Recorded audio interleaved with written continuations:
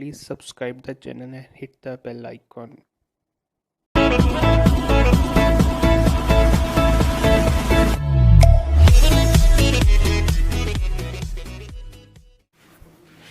Hello everyone, welcome to Singh's Learning and my name is Satwinder Singh and आज का जो हमारा topic होने वाला है वो है chemical reactions and equations, class 10th का केमिस्ट्री का फर्स्ट चैप्टर। ओके, तो इस टॉपिक के बाद, इस चैप्टर के बाद आपको सारा कुछ पता चल जाएगा कि केमिकल रिएक्शंस होती कैसे हैं, हम केमिस्ट्री में केमिकल रिएक्शंस को कैसे लिखते हैं, उसको कैसे बैलेंस करते हैं, सारा का सारा आपको डिटेल पता चल जाएगी।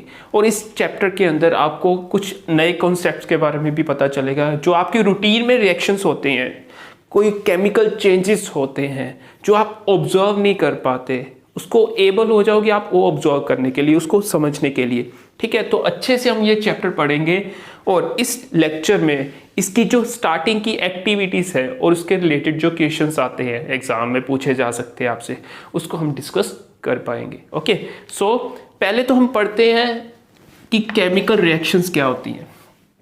ओके, केमिकल रिएक्शंस को समझने से पहले आपको पता होना चाहिए कि इसके छोटे जो यूनिट पार्टिकल्स होते हैं जो इस रिएक्शंस के अंदर या किसी केमिकल चेंज के अंदर पार्टिसिपेट करते हैं वो क्या होते हैं। ठीक है, तो वो आपको पता होना चाहिए कि एटम और मॉलिक्यूल क्या होता है, फिर उसके बाद आपको पता होना चाहिए कंपाउंड क्या होता है और एलिमेंट क्या होता है। ठीक है, मैं जल्दी से आपको थोड़ा सा रिवाइंड करवा दूंगा। यहाँ पे एटम एक यूनिट पार्टिकल को बोलते हैं, एक मैटर का एक यूनिट पार्टिकल जो इंडिपेंडेंटली एग्जिस्ट कर भी सकता है और नहीं भी। ओके, मॉलिक्यूल हमेशा एटम से मिलके बने होंगे हमारे पास। ठीक है, एक से ज़्यादा एटम्स होंगे उसके अंदर और वो हमेशा स्टेबल फॉर्म में इंडिपेंडेंटली एग्जिस्ट करेगा। ओके, यहाँ पे हमारे पास कंपाउंड क्या होते हैं, दो या दो से ज़्यादा डिफरेंट अगर एटम्स जो है कंबाइन होकर एक फिक्स रेशियो बाय मास में हमारे पास क्रिएट हो जाते हैं, उसको हम कंपाउंड बोलते हैं। और वो एटम किसके होंगे, एलिमेंट के होंगे, मतलब एक स्पेसिफिक एलिमेंट के अंदर एक ही टाइप के एटम होंगे। आई होप आपको थोड़ा सा रिमाइंड हो गया होगा। ठीक है, नहीं हुआ अभी आपको क्लियर हो जाएगा, थोड़ा थोड़ा हम डिस्कस करते जाएंगे साथ में जहाँ पे आपको लगेगा कि डाउट है। ओके, सो केमिकल रिएक्शंस क्या होती हैं। मान लो मैंने कोई दो एटम्स लिए अलग अलग एलिमेंट्स के। ठीक है, मान लो ए लिया और बी लिया। ठीक है, इनकी कोई भी कैसी भी प्रॉपर्टीज थी, ए की प्रॉपर्टी अलग थी, बी की प्रॉपर्टी अलग थी, और इन दोनों को मैंने मिक्स कर दिया। मिक्स करने के बाद इनके ऊपर कोई केमिकल रिएक्शन करवाने की कोशिश की, मतलब इसमें कुछ ना कुछ चेंज लाने की कोशिश की। उसके लिए मुझे कुछ ना कुछ बाहर से एनर्जी देनी पड़ेगी, चाहे वो हीट की फॉर्म में हो, चाहे लाइट की फॉर्म में हो, चाहे इलेक्ट्रिसिटी की फॉर्म में हो, कुछ भी करना पड़ेगा, मुझे करना पड़ेगा। एक्सटर्नल एनर्जी कुछ हद तक प्रोवाइड करनी पड़ेगी। ठीक है, कई केसेस में। तो यहाँ पे मैंने कुछ एनर्जी इनको प्रोवाइड कर दी। ठीक है, अगर एनर्जी इन दोनों को मिक्स करने पर निकल रही है तो वो अपने आप ही वो रिएक्शन फॉलो हो जाएगी। अगर एनर्जी मुझे प्रोवाइड करनी पड़ रही है, ठीक है, तो फिर वो रिएक्शन थोड़ी सी स्लो होगी। ठीक है, देखो यहाँ पे कैसा होगा, ए बी, मान लो आपके पास यहाँ पे कुछ सब्सटेंस नया क्रिएट हो गया। अब देखो यहाँ पे अगर जो लेफ्ट साइड पे होते हैं इनको बोलते हैं हम रिएक्टेंट। क्या बोलते हैं, रिएक्टेंट्स। और यहाँ पे जो बना हुआ है इसको बोलते हैं प्रोडक्ट। क्या बोलते हैं, प्रोडक्ट। रिएक्टेंट की जो प्रॉपर्टीज होगी वो प्रोडक्ट से डिफरेंट होगी। ठीक है, अगर कोई केमिकल चेंज हो रहा है, मतलब यहाँ पे कोई केमिकल चेंज हो रहा है, तो इस केस में क्या होगा कि जो रिएक्टेंट की प्रॉपर्टीज होंगी वो प्रोडक्ट से बिल्कुल हटके होंगी, डिफरेंट होगी। ठीक, जैसे यहाँ पे एग्जांपल ले लेते हैं हम, हाइड्रोजन है। हाइड्रोजन को मैं यहाँ पे ऑक्सीजन के साथ रिएक्ट करवाता हूँ तो हमारे पास क्या बन रहा है, वाटर। ठीक है, मैं जनरल एग्जांपल ले रहा हूँ यहाँ पे, आपने सुनी होगी ये एग्जांपल के बारे में। तो यहाँ पे हाइड्रोजन क्या है, हाइड्रोजन इनफ्लेमेबल होता है। इनफ्लेमेबल मतलब क्या है, आग पकड़ लेता है, हाइड्रोजन गैस जो होती है। और ऑक्सीजन के बिना आग नहीं लगती है, आपने सुना होगा। ठीक, यहाँ पे अगर वाटर बन रहा है, ठीक है, तो वाटर किसका काम करता है, फायर एक्सटिंग्विशर में यूज होता है, आग को बुझाने का काम कर रहा है। क्लियर? तो यहां पे हमारे पास क्या है, इन दोनों रिएक्टेंट से ये जो प्रोडक्ट बना है इसकी प्रॉपर्टीज बिल्कुल हटके हैं, डिफरेंट है। ओके, इसके बाद हमारे पास जो आती है आपकी जो सिलेबस के अकॉर्डिंग या आपकी बुक्स के अंदर जो बुक एग्जांपल्स दी होती है वो भी हम डिस्कस करेंगे, लेकिन रूटीन लाइफ में आपकी कुछ रिएक्शंस जो हैं वो हम डिस्कस कर लेते हैं। जैसे आपने सुना होगा बर्निंग ऑफ पेपर, ठीक है, पेपर को बर्न करते हैं हम, आग लगाते हैं। तो आग लगाने पर क्या होता है, हमारे पास क्या होता है, आग लगाई मतलब एक्सटर्नल एनर्जी प्रोवाइड की, तो क्या हुआ, उसके बाद क्या होता है, देखते हैं हम क्या होता है। ये पेपर है, अब इसको आग लगा के देखते हैं क्या होता है।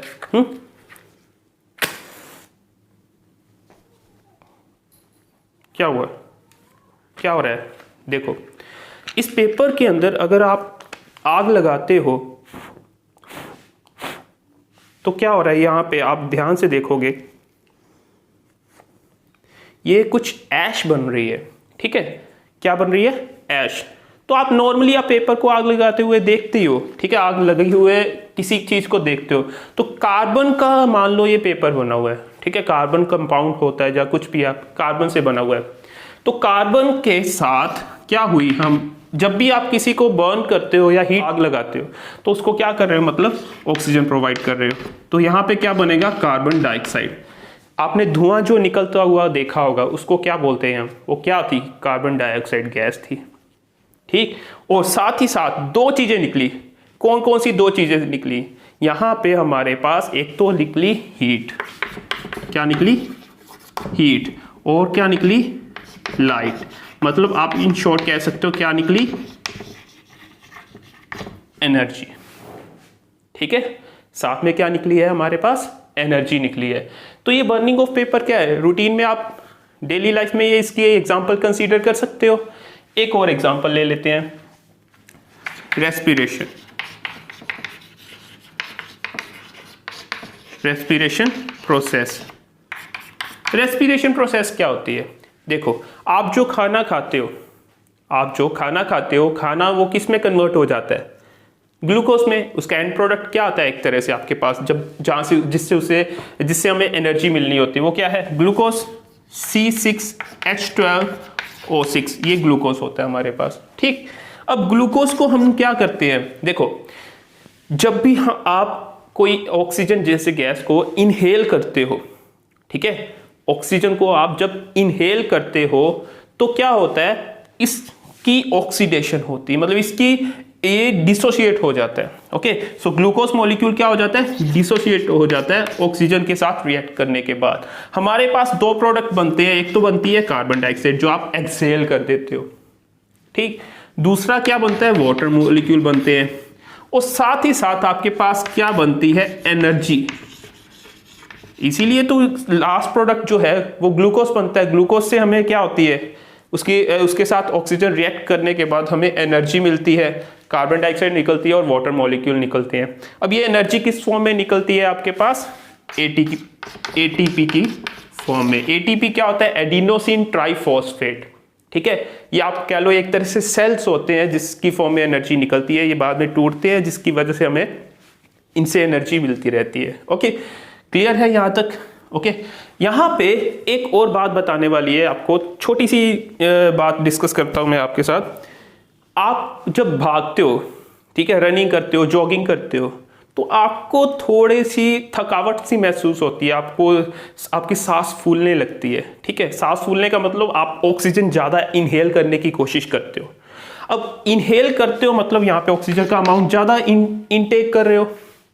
ओके, अब उसके केस में क्या हुआ कि ग्लूकोज जो है वो ज़्यादा डिसोसिएट होगा, टूटेगा, जिससे हमें कार्बन डाइऑक्साइड भी ज़्यादा हमारी एक्सेल होगी और वाटर मॉलिक्यूल्स भी मिलेंगे और साथ ही साथ ज़्यादा एनर्जी मिलेगी। अब ये पॉइंट समझना कि जब आप तेज भाग रहे हो तो आप ज़्यादा एनर्जी यूज़ कर रहे हो।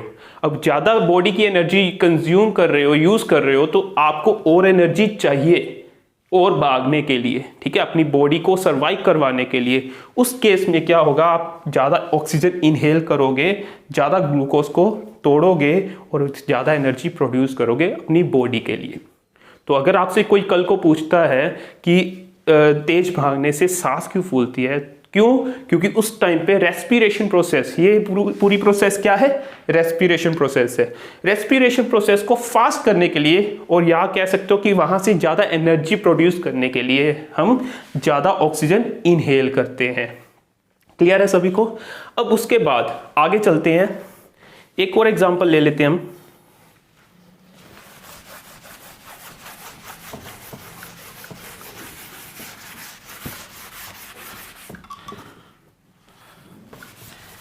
एक और एग्जांपल लेते हैं, इसमें केमिकल रिएक्शन जब भी होती है only on applying some activation energy. ठीक है, थोड़ी बहुत एक्टिवेशन एनर्जी जो है प्रोवाइड करनी पड़ती है कोई रिएक्शन को अकर करवाने के लिए, कंप्लीट करवाने के लिए। ओके, अब यहाँ पे थोड़े से केमिकल चेंजेस के बारे में पढ़ लेते हैं। केमिकल चेंजेस के आप एग्जांपल लेते हैं। चलो एक्टिविटीज देखते हैं, एक्टिविटीज के बारे में थोड़ी सी देखते हैं। सबसे पहले ले लेते हैं रस्टिंग ऑफ आयरन।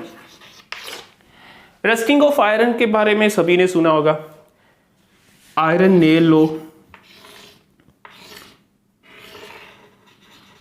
ठीक है, उसको वाटर में डिप कर दिया और ऊपर से कॉर्क लगा दी मैंने। ठीक है, इतनी बीच में ऑक्सीजन गैस है या कोई भी गैस प्रेजेंट है। ओके, तो यहाँ पे क्या होगा, थोड़े दिन इसको छोड़ोगे तो यहाँ पे इसके ऊपर क्या हो जाएगी, ब्राउनिश लेयर आ जाएगी। अब ब्राउनिश लेयर आएगी, वो क्या है हमारे पास, ये शो कर रही है कि इसके ऊपर क्या हो गया, रस्ट लग गया, जंग लग गया। ठीक है, अब ये रस्ट जो लगा है ये क्या है, कौन सा कंपाउंड है? देखो यहाँ पे हमने लिया था प्योर आयरन, उसको रखा वाटर में और साथ में क्या प्रोवाइड की, ऑक्सीजन। ठीक, तो हमारे पास क्या बना है, Fe2O3.XH2O। इसको बोलते हैं हाइड्रेटेड फेरिक ऑक्साइड। इसको क्या बोलते हैं, हाइड्रेटेड फेरिक ऑक्साइड बोलते हैं। इसके केस में हुआ क्या हमारे पास, अगर आपसे कोई क्वेश्चन पूछे कि वाटर, एक क्वेश्चन आपसे डिस्कस कर लेता हूं यहाँ पे, कि वाटर जरूरी है रस्टिंग के लिए, ऑक्सीजन जरूरी है, या दोनों जरूरी है, या इन दोनों में से कोई भी जरूरी नहीं है। ठीक है, ये 4 ऑप्शंस आती हैं, तो आपने आंसर देना ये दोनों जरूरी है। आयरन को रस्ट लगने के लिए वाटर और ऑक्सीजन दोनों की जरूरत पड़ती है। ठीक है, क्लियर है सभी को? आयरन को रस्ट लगवाने के लिए वाटर और ऑक्सीजन दोनों की जरूरत पड़ती है। और यहां पे हमारे पास क्या हुआ, आयरन की ऑक्सीडेशन हो गई और साथ ही साथ वाटर मॉलिक्यूल साथ में ऐड हो गए। एक और एक्टिविटी की बात कर लेते हैं, चलो, जो आपकी मोस्ट इंपॉर्टेंट है, जिसमें से काफी सारे क्वेश्चन पूछे जाते हैं आपसे। वो क्या है, मैग्नीशियम रिबन की।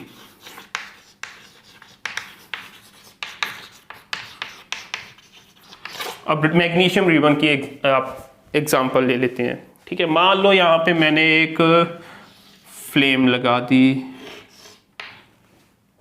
ठीक, इसके पास में मैंने कोई एक छोटा सा मैग्नीशियम का रिबन लगाया, पास में लाया मैं, और ये फ्लेम इतनी थी कि ये बाद में जलने लगा। और जलने के बाद एक मैंने कंटेनर में इसको इकट्ठा डाल दिया। ठीक है, तो ये पाउडर की फॉर्म में आया। अब थोड़ी सी मैं इसकी कहानी आपको बताता हूँ।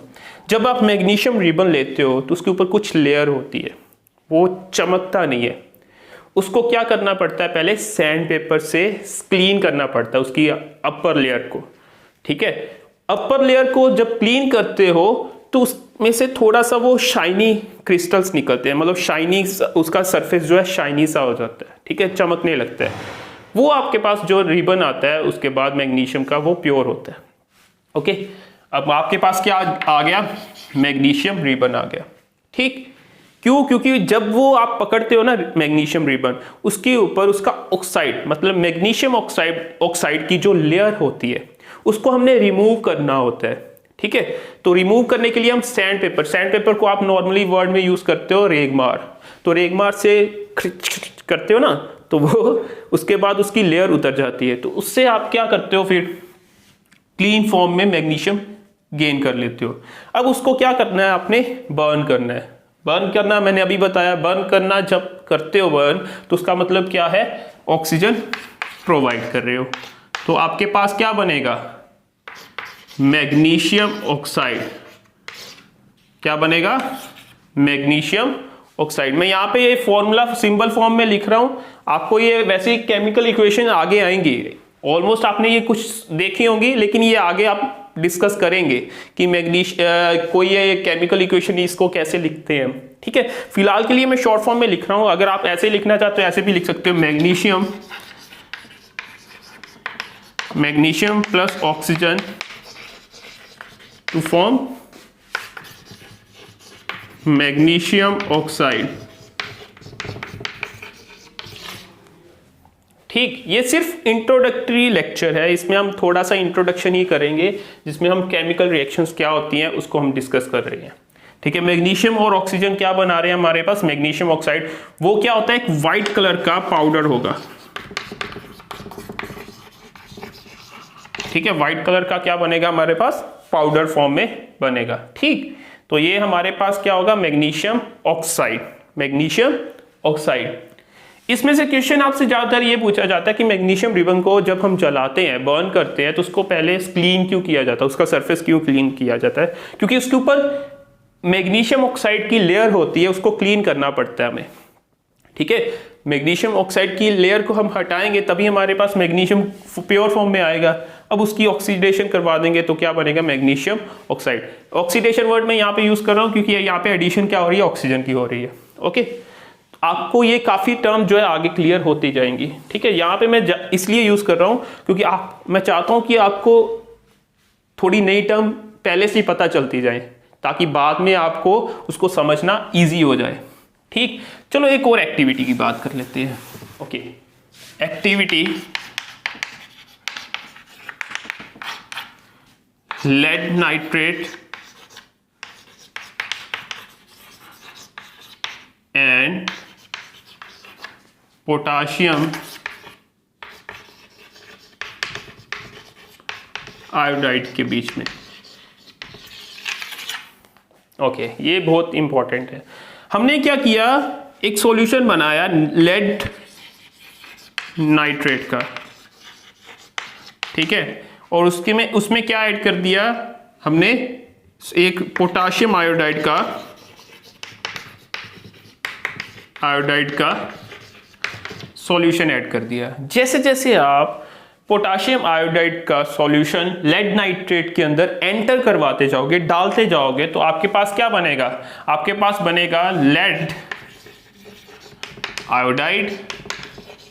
ये देखो, ये लेड जो है इसके आयोडाइड के साथ मिल जाएगा, उसका पोटाशियम इसके नाइट्रेट के साथ मिल जाएगा, तो क्या आएगा, पोटाशियम नाइट्रेट।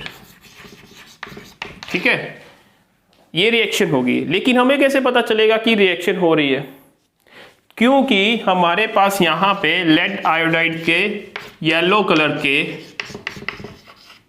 पीपीटीज बनेंगे। पीपीटीज क्या होते हैं, प्रेसिपिटेट्स। अब प्रेसिपिटेट्स क्या होते हैं, कुछ ऐसे सेडिमेंट्स जो नीचे बैठ जाएंगे सॉलिड फॉर्म में, जो डिसॉल्व नहीं होंगे, जो वाटर के अंदर या जो सॉल्यूशन के अंदर डिसॉल्व नहीं होंगे, वो नीचे बैठ जाएंगे और येलो कलर के होंगे। देखो, दोनों ट्रांसपेरेंट थे, दोनों को मिक्स किया, हमारे पास येलो बन रहा है। ये कैसे हो गया भाई, कैसे हो गया? एक और एक्टिविटी करें क्या इसकी? अब डेमोन्स्ट्रेशन करते हैं। ठीक है, डेमोन्स्ट्रेशन करते हैं। डेमोन्स्ट्रेशन में करते हैं हम, जो बीटाडीन होती है, थोड़ी सी बीटाडीन लेंगे हम, वाटर के अंदर डालेंगे और उसमें हम हाइड्रोजन परऑक्साइड डाल के देखेंगे क्या कलर में चेंज आ सकता है। ऐसे देखते हैं, करके देखते हैं अभी। ठीक है, अभी ये हमने एक तो वाटर लिया है एक कांच के गिलास में, और बीटाडीन लिया है, और हाइड्रोजन पेरोक्साइड लिया है। ठीक है, अब जैसे ये हाइड्रोजन पेरोक्साइड हम क्या करेंगे, इसके अंदर मिक्स कर देंगे, तो इसका कलर जो है वो आप देख सकते हो ध्यान से, रेडिश हो गया।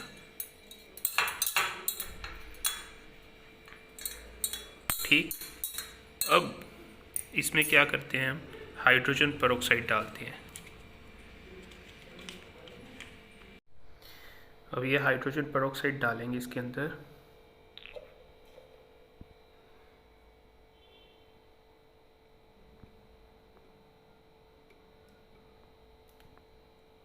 Wow, colour disappear. क्या हो गया, ये कलर चेंज हो गया। इतनी एक्टिविटीज बहुत है क्या? क्या नहीं बहुत? एक और करनी है, चलो एक और कर लेते हैं, मुझे क्या, कर लो, एक और एक्टिविटी ले लो। देखो एक्टिविटी आपको ये लग रहा होगा कि मैं करवा तो रहा नहीं प्रैक्टिकल, ठीक है, इतने प्रैक्टिकल से क्या होगा, ये तो अभी क्वारंटाइन पीरियड है, ठीक है, तो घर पे जो है उसी पे काम चलाओ। ठीक, चलते हैं एक्टिविटी। इसमें क्या करेंगे हम, देखो जिंक मेटल लेंगे, जिंक मेटल, जिंक ग्रेन्यूल्स की फॉर्म में मिलती है हमें, उसकी रिएक्शन करवाएंगे डाइल्यूट HCl या डाइल्यूट H2SO4। डाइल्यूट HCl क्या होता है, डाइल्यूट हाइड्रोक्लोरिक एसिड। डाइल्यूट का मतलब क्या होता है, उसमें वाटर की अमाउंट ज्यादा होगी as compared to pure acid. Okay, ऐसे सेम सल्फ्यूरिक एसिड के केस पे होगा। ठीक है, तो जिंक की हम डाइल्यूट जो है HCl के साथ रिएक्शन करवाएंगे तो क्या बनेगा, जिंक क्लोराइड बन जाएगा और साथ में हाइड्रोजन गैस बनेगी जो ऊपर की तरफ उठना शुरू हो जाएगी। ठीक है, अब इसका सेटअप देखते हैं। सेटअप क्या है हमारे पास,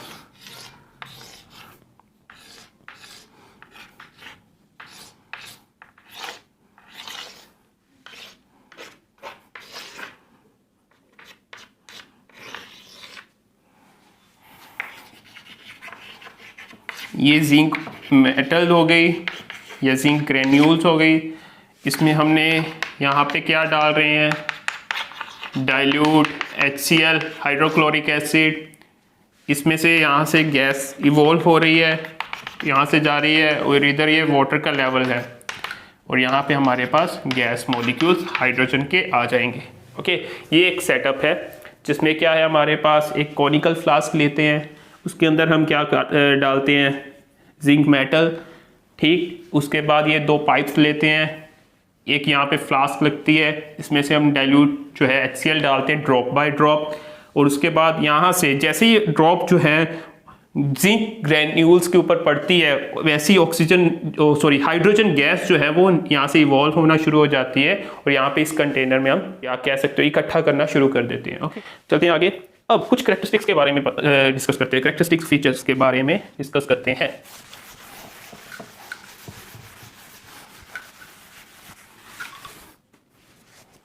करेक्टरिस्टिक फीचर्स, करेक्टरिस्टिक फीचर्स क्या होंगी, देखो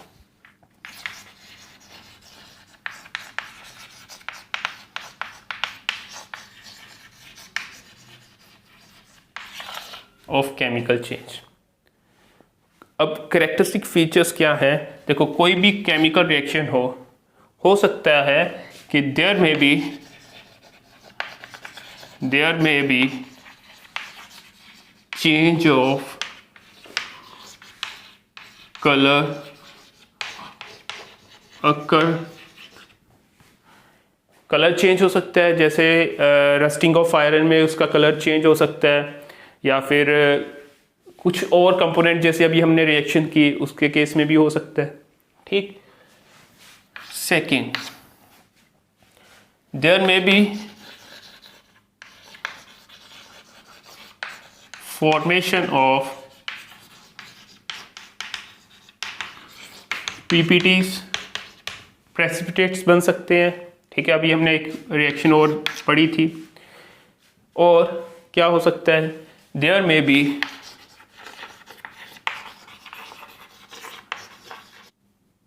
हीट और लाइट इवॉल्व, हीट और लाइट निकल सकती है। और क्या हो सकता है, और कौन सी रिएक्शन पड़ी है? देयर में B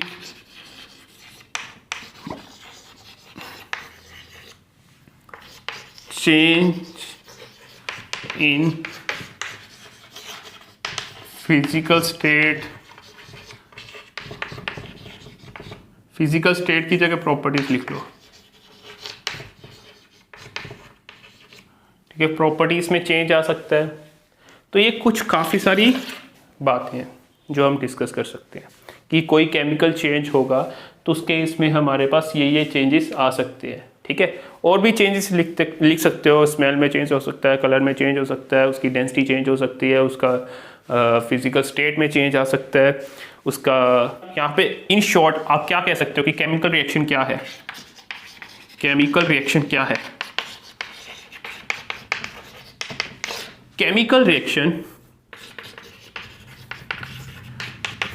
reaction is the chemical change occurs, or you can say the formation of new substance which is totally different in nature from the original components, ठीक है। जो क्या है, ओरिजिनल कंपोनेंट से बिल्कुल हटके होगा। सो आई होप आपको ये चैप्टर की जो कुछ प्रॉपर्टीज़ मैंने आपको बताई हैं वो आपको समझ आई होंगी, ठीक है। कोई डाउट हो कमेंट बॉक्स में कमेंट कर दो, ठीक है। So thanks for watching this video.